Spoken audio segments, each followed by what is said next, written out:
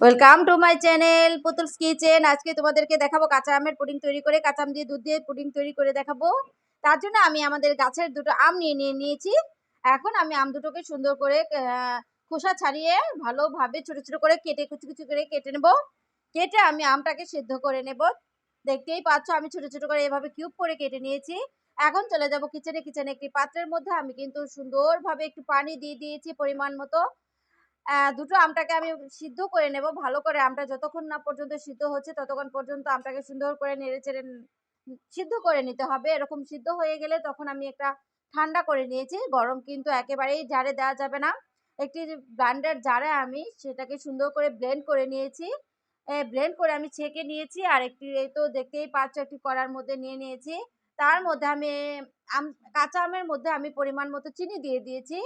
তোমরা বাড়িয়ে কমিয়ে দিতে পারো, কোনো সমস্যা নাই। এখন আমি নেড়ে চেড়ে দিয়ে দেবো একটু ফ্রুট কালারটা দিয়ে দিয়েছি একটু সৌন্দর্য দেখার জন্য। অন্য একটি পাত্রে আমি পরিমাণ মতো 2 চামচ পানি দিয়েছি।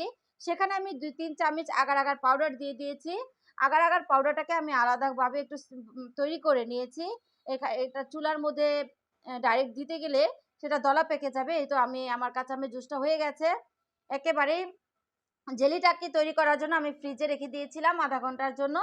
অন্য একটি পাত্রে আমি দুধ আর চিনি আর আগার আগার পাউডার একসাথে জাল করে নেব।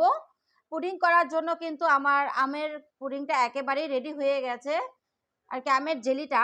এখন আমি সেই জেলিটাকে সুন্দর করে কুটি কুটি করে কেটে নেব। কেটে তারপর আমি একটি এয়ারটাইট বক্সে নিয়ে নেব সৌন্দর্যের জন্য আর এটাকে সেট করার জন্য। এখন আমি সবগুলো টুকরো দিয়ে দিয়েছি। তার মধ্যে আমি দিয়ে দিয়েছি দুধের যে মিশ্রণটা আছে সেটা পুডিং।